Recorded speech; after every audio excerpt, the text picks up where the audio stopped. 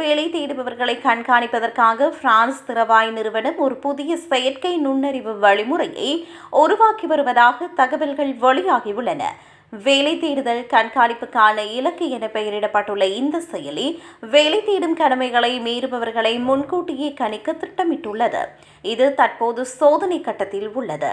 முந்தைய சோதனைகளின் தரவுகளை பயன்படுத்தி பயிற்சி பெற்ற இந்த செயற்கை நுண்ணறிவு சந்தேகத்திற்குரிய மற்றும் சந்தேகத்திற்கு அப்பாற்பட்ட சுய விவரங்களை உருவாக்க முடியும் என்று கூறப்படுகிறது.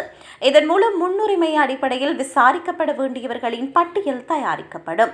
புதிய விதிமுறைகளின்படி பிரான்ஸ் திறவாயில் பதிவு செய்வது கட்டாயமாக்கப்பட்டுள்ளதால் மாதந்தோறும் 6 மில்லியனுக்கும் அதிகமான மக்களின் சுய விவரங்கள் இந்த நெறிமுறை மூலம் உருவாக்கப்படலாம் என்று அஞ்சப்படுகிறது. சமூகத்தில் உள்ள மிகவும் பாதிக்கப்படக்கூடிய மக்களை கண்காணிப்பதற்கும் தண்டிப்பதற்கும் இதுபோன்ற தொழில்நுட்பங்கள் ஆபத்தானவை என மனித உரிமை அமைப்புகள் எச்சரித்துள்ளன. இந்த விவகாரத்தில் உடனடியாக சட்டம் இயற்றப்பட வேண்டும் என்றும் கோரிக்கைகள் எழுந்துள்ளன.